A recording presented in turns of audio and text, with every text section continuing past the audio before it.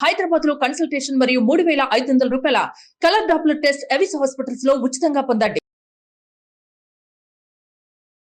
నమస్తే అమ్మా. నమస్తే అమ్మా. అమ్మా, ఈ మధ్య కాలంలో భార్యాభర్తలకి గొడవలు ఎక్కువగా రావటం, విడిపోవడం చూస్తున్నాం. కారణం ఏదైనా కావచ్చు. అయితే అనుమానం ఒకటి ప్రధాన కారణమని, అలాగే ఇల్లీగల్ రిలేషన్స్ ఇవి చూస్తూ ఉన్నాం కదా. వీటిని ఎలా అదుపు చేయాలి అంటే అది వారి వ్యక్తిత్వాన్ని బట్టి ఆధారపడి ఉంటుంది. అసలు పూర్వకాలంలో ఎలా ఉండేదమ్మా? ఇలాంటి సమస్యలు నిజంగా అప్పుడు కూడా ఉండేవా? కాంప్రమైజ్ అయ్యేవారా? ఎన్ని ప్రశ్నలు వస్తున్నాయో చూడండి. కాంప్రమైజ్ అయ్యేవారమ్మా. ఉండేవి ఇలాంటి సమస్యలు. ఎందుకు ఉండవమ్మా? మానవులు అన్నాక మనోభావాలు ఉంటాయి, ఇష్టానిష్టాలు ఉంటాయి. కాకపోతే ఒకసారంటూ పెళ్ళి అని అయ్యాక ఇది మనం విడగొట్టడానికి వీల్లేంది అనేటటువంటి విశ్వాసం ఉండేది. అందువల్ల దాన్ని నిలబెట్టుకోవడానికే ప్రయత్నాలు చేసేవారు. ఏదో చిన్న చిన్న ఆకర్షణలు ఉంటే కూడా జయించేవాళ్ళు చాలా వరకు. ఎక్కడన్నా ఒకళ్ళిద్దరు జయించలేని పరిస్థితులు వస్తే కూడా దాన్ని తర్వాత అదుపులో పెట్టుకోవడం, జాగ్రత్త పడడం ఇలా జరిగేది. కాపురం విడిపోవడం అన్నది ఉండేది కాదు. మనకి మంత్రాలు కలపడానికి ఉన్నాయి కానీ విడిపోవడానికి లేవమ్మా. విడిపోవడానికి మంత్రాలు ఉన్నాయా? లేవు. మరి ఎలా విడిపోతారు? మంత్రబద్ధంగా కదా మీరు పెళ్ళయింది. అందుకనే చట్టపరంగా విడిపోతున్నారు కదా. చట్టం వేరు, నేను మాట్లాడేది ధర్మం వేరు. అవును అవును. ధర్మంగా మీరు మంత్రాలతో పెళ్లి చేసుకున్నారు. అవును. తర్వాత రిజిస్టర్ చేసుకుంటున్నారు కానీ ముహూర్తము, నలుగురిని పిలిచేది, భోజనం పెట్టేది, ఆ నలుగురు అక్షింతలు వేసేది, రిజిస్ట్రేషన్ చేసుకున్న చోట ఎవరు మీకు అక్షింతలు వేయటల్లా. వాళ్ళెవరు ఆమోదించారో లేదో కూడా అక్కర్లా. శుభలేఖ పట్టుకెడితే రిజిస్టర్ చేస్తున్నారు, అక్కడ సాక్షులు కూడా అక్కర్లా కదా. అవును. శుభలేఖ ఫోటో పట్టుకెడితే చాలు రిజిస్టర్ చేస్తున్నారు. అటువంటప్పుడు మీకు అది ఊరికే చట్టంలో మేము అయ్యిందే అని గుర్తుపెట్టుకోవడానికి పనికొచ్చింది కానీ నిజానికి మీకు పెళ్ళి బంధం కలిసింది ఎక్కడ? మంత్రాలతో. విడిపోవడానికి మంత్రాలు ఉన్నాయా? లేవు కదా. మరి ఎందుకు ధైర్యం చేస్తున్నారు? అంటే వీటిని జయించలేక అమ్మా, రెండూ చూసుకుందాం. నేను ఇప్పుడు ఈ ప్రశ్నలో రెండు అంశాలను తీసుకొచ్చాను మీ ముందుకి. ఒకటి అనుమానం, అక్కడ సమస్య ఉన్నా లేకపోయినా అనుమానం అనే కోణంలో చూడటం ఒకటి, భార్య గాని భర్త గాని ఇరువురిలో. ఇంకొకటి ఇల్లీగల్ రిలేషన్స్. అంటే సగానికి సగం కారణాలు ఇవేనేమోనని నా భావన. మీరేమంటారు? చాలా వరకు ఇవి.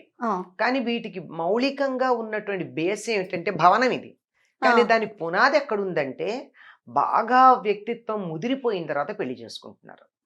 నేను నా కంఫర్ట్ జోన్ నుంచి నేను బయటికి రాను, నేను సర్దుకోను,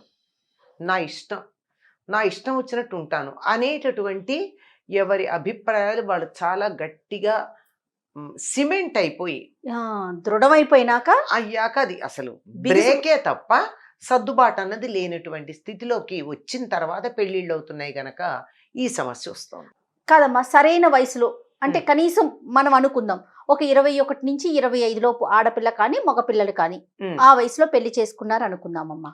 ఒక 10 ఏళ్ళు కాపురం చేశారు. ఒకటి అనుమానం కావచ్చు, లేకుంటే ఇంకొక రిలేషన్ మెయింటైన్ చేయడం కావచ్చు, ఇద్దరిలో ఎవరో ఒకరు. అలాంటి సమస్య వచ్చినప్పుడు అర్లీగా పెళ్లి చేసుకోవటం వల్ల వీళ్ళు విడిపోరంటారా? అట్లా కాదమ్మా. ఇక్కడ ఏమవుతుందంటే 20 ఏళ్లకో 21 ఏళ్లకో పెళ్ళి అంటే ప్రస్తుతం ఉన్నటువంటి ఆహారం కారణంగాను, ప్రస్తుతం మనకున్నటువంటి ఎక్స్పోజర్ కారణంగాను వాళ్ళకి స్త్రీ పురుష భావం, స్త్రీ పురుష సంబంధాలకు సంబంధించిన అవగాహన 10-12 ఏళ్లకల్లా వచ్చేస్తుంది. ఈ రావడం వల్ల ఆకర్షణలు ఉన్నాయి. ఆకర్షణలతో ఆపుకుంటే కొంత పర్వాలేదు, ఏదో క్రష్ ఇలాంటి పదాలు వాడుతున్నారు. అవి ఆగకుండా అది భౌతికమైనటువంటి సంబంధాల దాకా కూడా వెళ్ళిన సందర్భాలు ఉన్నాయి. ఇవి బయటపడి కాపురాలు చెడిపోవడం, బయటపడి సంబంధం మధ్యలో బ్రేక్ అవ్వడం ఒకటైతే, నాకుంది గనక అవతల వాళ్ళకు కూడా ఉందేమో అనేటువంటి అనుమానం ఉంటుంది. తానెంతో జగమంత కదా. నాకు చిన్నప్పుడు నేను చదువుకునేటప్పుడు నా క్లాస్మేట్ మీద నాకు క్రష్ ఉండేది. నా భర్తకు కూడా ఉండే ఉంటుంది ఎవరి మీదో, నా భార్యకు కూడా ఉండే ఉంటుంది ఎవరి మీదో. దీనికోసం నేను సెర్చ్ చేయడం మొదలు పెడతా. మొదలుపెట్టి ఎక్కడో వాళ్ళ కాలేజీ లెవెల్లో ఉన్న ఫోటోనో మరేదో, ప్రస్తుతం అయితే ఈ సెల్ ఫోన్లో ఏదో ఫేస్బుక్లో, వీటిల్లో ఎక్కడో ఏదో ఒక క్లూ చిన్నది దొరికితే అనుమానం నా మనసులో ఉంది కదా, అది అలా అలా అలా అలా అల్లుకుపోతుంది. ఇది కారణమయ్యి బాధించటం ఉంది. ఎప్పుడైతే నాకే ఎటువంటి ఎఫైరు లేదో, నేను చదువుకునే రోజుల్లో చదువు మీద దృష్టి తప్ప పెళ్ళి అనేదాకా నేను దాని గురించి అసలు నా జీవిత భాగస్వామి గురించి ఆలోచించలేదో, నా జీవిత భాగస్వామికి అటువంటిది ఉంటుంది అన్న ఆలోచన నాకు రాదే. నాకుంటే కదా వచ్చేది. ఎప్పుడైతే అనుమానించడం మొదలు పెడతారో రెండో వాళ్ళకు వచ్చేస్తుంది. ఈ అనుమానం పెనుభూతం అని చెప్పారమ్మా. అనుమానం ఉంటే ఆ దృష్టితో చూస్తే ఏది కూడా దానికి అనుగుణంగానే కనపడుతుంది. అన్నా చెల్లెలు కలిసి వెడుతుంటే కూడా అనుమానం దృష్టితో ఉన్నప్పుడు ఏదో బజార్ ఎడతారండి. బజార్ ఎడితే పెళ్ళికి రాలేదు ఆయన, వీళ్ళ పెద్దమ్మ కొడుకో పిన్నమ్మ కొడుకో బజార్లో కలిశారు. ఇద్దరు కలిసి మాట్లాడుకున్నారు. ఈ పెళ్లిలో ఈయన చూడలే అయ్యగారు. అంచేత వాళ్ళిద్దరిని చూడగానే అనుమానపడతాడు. మనసులో అనుమానం ఉంది గనక. లేకపోతే ఇంటికి వచ్చాక ఇందాక నువ్వు షాపింగ్ మాల్లో ఎవరితోనో కలిసి ఎడుతున్నావు అంటే నీకెట్లా తెలుసుని అడుగుతుంది.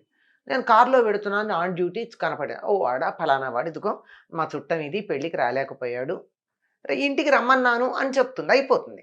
కానీ అది లేకుండా ఉండేటప్పటికీ అతను ఎవరో అనే అనుమానం వస్తుంది కదా. ఇదే అమ్మాయి కూడా భర్త గురించి అలాగే అనుమానపడేటటువంటి అవకాశం ఉంది. ఈ అనుమానాలు ఎక్కడ దాకా పెడతాయంటే మనస్సులో అనుమానం అనే బీజం ఉండాలి, కానీ ప్రతి సంఘటన దానికి తోడ్పడి నీళ్లు పోసి మొలకెత్తి కొమ్మలు వచ్చేట్టు చేస్తుంది.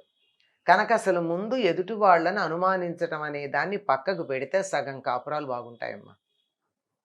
వాళ్ళ సెల్ ఫోన్లు చూడడం, వాళ్ళ వాట్సాప్ మెసేజ్లు చదవడం, వాళ్ళ ఫేస్బుక్ అకౌంట్స్ ఓపెన్ చేయడం, ఇట్లాంటివన్నీ మానేయాలి. ఫస్ట్ ఆఫ్ ఆల్ కాపురాలు నిలబడాలి అంటే ఒకళ్ళ ఫేస్బుక్ అకౌంట్లు, ఒకళ్ళ ఫేస్బుక్ అయితే అందరికీ కనపడుతుంది కనుక దాని కాదు, ఈ వాట్సాప్లు మెసేజ్లు చూడడం మానేస్తే బాగుంటుంది. పూర్వకాలం ఏం చెప్పేవాళ్ళు అంటే ఒకళ్ళ డైరీ ఒకళ్ళు చూడకూడదు అనేవారు. డైరీ రాసుకునేవాళ్ళు కనుక ఎంత భార్యాభర్తలైనా చూడకూడదనే నియమం ఉండేది. అసలు ఒకరి ఫోన్ ఒకరు చూడకూడనన్ని సీక్రెట్స్ ఏముంటాయమ్మా భార్యాభర్తల మధ్య? అలా ఉండటం కరెక్టేనా? మరి ఇప్పుడు పాస్వర్డ్ అనేది పెట్టుకున్నారనుకోండి, ఎదుటి మనిషికి ఖచ్చితంగా అనుమానం వస్తుంది కదా, నువ్వేదో దాస్తున్నావు అనే ఆలోచన వచ్చేస్తుంది కదా. వచ్చేస్తుంది. మరి అంత ప్రైవసీ ఎందుకు మెయింటైన్ చేయటం? అది వైఫ్ అండ్ హస్బెండ్ లో. అంటే వైఫ్ అండ్ హస్బెండ్ అంటే పాస్వర్డ్ ఎంతమంది కోసం పెడతారో, భార్య కోసమని ఎందుకు అనుకోవాలి? ఆఫీస్ వాళ్ళు అవ్వచ్చు, ఫోన్ అక్కడ పెట్టి బయటికి వెడితే ఎవరన్నా చదువుతారనొచ్చు, పిల్లలు అవ్వచ్చు, ఇంకోటి అవ్వచ్చు. అసలు అనుమానమే. అది పాజిటివ్ గా తీసుకోమంటారా? అది పాజిటివ్ గా తీసుకోవాలి. కానీ నువ్వెందుకు చూడాల్సి వస్తుంది? నీకెందుకు అనుమానం ఉంటే కదా చూస్తున్నావు. అనుమానం లేకపోతే చూడాల్సిన పనేముంది? కనుక అనుమానం అనేది పెనుభూతమమ్మ. అనుమాన పడకూడదు ఫస్ట్ ఆఫ్ ఆల్. అసలు జీవితంలో ఎప్పుడైనా సరే భార్యాభర్తల మధ్య ప్రధానంగా ఉండాల్సింది నమ్మకం. అయితే మోసం చేసేవాళ్ళు లేరా అంటే ఉన్నారు, లేరని చెప్పడానికి వీల్లేదు. ఇది ఒక కోణం. ఇది ఒక కోణం. మోసం చేసేవాళ్ళు ఉన్నారు, లేకపోవడం ఏముంది? తప్పనిసరిగా నేను చెప్పాను కదా, మనకున్నటువంటి ఎక్స్పోజర్ కారణం కావచ్చు. ఫోన్ ఓపెన్ చేస్తే, వాట్సాప్ ఓపెన్ చేస్తే, మనం ఏదన్నా మెయిల్ ఓపెన్ చేస్తే ఎన్ని స్పామ్లు వస్తున్నాయి పనికిరానివి. అవన్నీ కూడా రకరకాల ఇంపాక్ట్స్ మనసు మీద కలిగించే అవకాశం ఉంది. అందువల్ల వాటి కారణంగా ఏదో రకమైన ఉద్రేకాలకు ఎప్పుడోప్పుడు లోన్ అవుతూనే ఉంటారు. కానీ దాన్ని జయించగలిగినటువంటి వాళ్ళే ఉత్తమమైనటువంటి వాళ్ళుగా పరిగణించబడతారు. దీనికి మనకందరూ చెప్పే మాట ఒకటి ఉంచండి. రవీంద్రనాథ్ ఠాగూర్ ఒక మాట అంటాడు, చేస్టిటీ is the gift to be given to your life partner అంటాడు. నీకు శీలం, నీ క్యారెక్టర్ ఉండడం దేనికంటే నీ జీవిత భాగస్వామికి నువ్వు ఇవ్వగలిగినటువంటి అతి విలువైన బహుమానం. అంతే, అందుకుండాలి నువ్వు చేస్ట్గా. అంతేగాని వేరే కారణంగా కాదు. ఏదో ఆధ్యాత్మికంగా కావచ్చు, పాపము పుణ్యం ఇవన్నీ పక్కకు పెట్టండి, అన్నీ పక్కకు పెడదాం. నీ జీవిత భాగస్వామికి నువ్వు ఇవ్వగలిగిన అతి విలువైన బహుమానం ఏమిటి? ఇంతకాలం నా కన్యాత్వాన్ని నేను ఎవరికి అర్పించలా. ఇది కదా అసలైన బహుమానం ఒక ఆడపిల్ల అనుకునేది. అట్లాగే నేను ఒక ఆడపిల్ల వైపుకు దురాలోచనతోనే చూడలేదు. నా మనస్సును నేను నిగ్రహించుకున్నాను, ఊర్ధ్వరేతస్సుకుని అయి ఉన్నా. ఏ స్త్రీని చూసినా రేతస్సు పతనం కాలేదు, నీ కోసం ఉంచాను అని చెప్పేది మగపిల్లవాడు అమ్మాయికి ఇవ్వగలిగినటువంటి బహుమానం. ఇంతకు మించిన బహుమతులు ఒకళ్ళకొకళ్ళకి ఇచ్చుకునేవి లేవంటాడు. చాలు. ఇంతకన్నా ఇంకేం కావాలి? ఇది లేని పరిస్థితి ప్రస్తుతం ఉన్నటువంటి ఆహారం ప్రధానమైనటువంటి కారణం. ఆహారం మనకు ఉండేటటువంటి ఎక్స్పోజర్ ఈ కారణంగా అంత లేని పరిస్థితి కనపడుతోంది. చాలా ఎంతో ప్రయత్నం చేస్తే తప్ప ఇటువంటి భావాలు మనసులో రాకుండా ఉండడం చాలా కష్టం. అటువంటి దాన్ని అదుపులో పెట్టుకోగలగడానికి ఇంట్లో వాతావరణం సహకరించాలి, కుటుంబ సభ్యులందరూ సహకరించాలి, ఎవరికి వాళ్ళకి తమ మనస్సు మీద తమకు అధికారం ఉండాలి. ఇవి లేకపోవడం వల్ల ఇవన్నీ బిఫోర్ మ్యారేజ్ కొన్ని రిలేషన్స్ ఉంటున్నాయి. ఏ స్థాయి అన్నది ఇట్ మే డిఫర్. వెర్బల్ కావచ్చు, మరోటి ఇమోషనల్ కావచ్చు, మరో స్థాయి కావచ్చు, ఇన్ని రకాలుగా ఉంటాయి. వాటిని కనీసం వివాహంతో సీల్ చేయాలి, ఆపాలి. ఖచ్చితంగా కొనసాగించినప్పుడే సమస్య వస్తుంది. ఇది ఎప్పుడైతే ఒక అమ్మాయి కానీ అబ్బాయి కానీ తన జీవిత భాగస్వామి మరొకరితో జీవితాన్ని పంచుకుంటున్నారు అంటే భరించడం చాలా కష్టం అమ్మా, చాలా కష్టం. ఎందుకంటే మీకు ఇద్దరు స్నేహితులే ఇద్దరు ముగ్గురు ఉండడం కన్నా భరించలేం. నిజమైన స్నేహితులు ఇద్దరికన్నా ముగ్గురి కన్నా ఉండరమ్మా. అంతకన్నా ఉంటే వాళ్ళు పరిచయస్తులు మాత్రమే, మిత్రులు అనడానికి వీల్లేదు. అటువంటిది జీవిత భాగస్వామి ఒక్కళ్లే ఉండడం. సనాతన ధర్మం ప్రకారం ఏకపత్ని వ్రతం పాతివ్రత్యం అనేది ప్రతి వాళ్ళు పాటించాల్సిన విషయం. రాముడు ఏకపత్ని వ్రతం ఎందుకు పాటించాడు? మీ అందరూ అట్లా ఉండమని. సీత పాతివ్రత్యం ఎందుకు పాటించింది? అలా ఉండాలని చెప్పి. అందుకే వాళ్ళు ఆదర్శప్రాయంగా ఉన్నారు. అట్లా లేని పరిస్థితులు ఇంతకు ముందు జరిగితే కనీసం వివాహం తర్వాత అట్లా ఉండాలి కదా. అట్లా లేకపోతే భరించడం చాలా కష్టం. ఇది తట్టుకోలేక చాలా మంది జీవితాన్ని తన జీవిత భాగస్వామితో మరొకళ్ళు పంచుకుంటున్నారన్న దాన్ని తట్టుకోలేక మీరన్నట్టు కుటుంబాలు ఛేదనమవుతున్నాయి.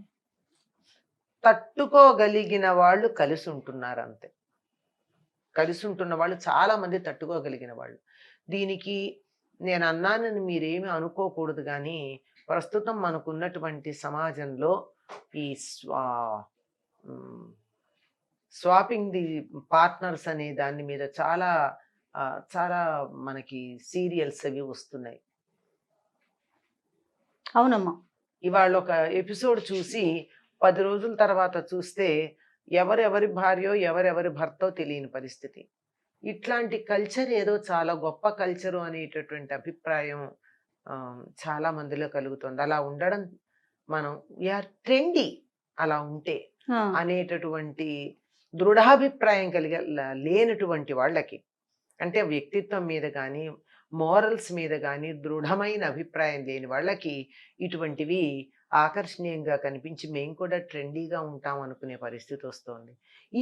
ఒకటి కాదమ్మా కారణాలు, మౌలికంగా విలువలు లేవు. కానీ చూడండి ఎన్ని అంశాలు వస్తున్నాయి కదమ్మా. ఒకటి కాదు రెండు కాదు. అన్న ఈ విషయం ఏదైతే ఉందో ఇది కనీసం కొన్ని వందల సామాజిక అంశాల యొక్క కంప్యూటెడ్ రిజల్ట్. ఇది ఒకటి కాదు. నేను చెప్తున్నా, ఆహారం దగ్గర నుంచి, విహారం దగ్గర నుంచి, అలవాట్ల దగ్గర నుంచి, మీడియా దగ్గర నుంచి అన్నీ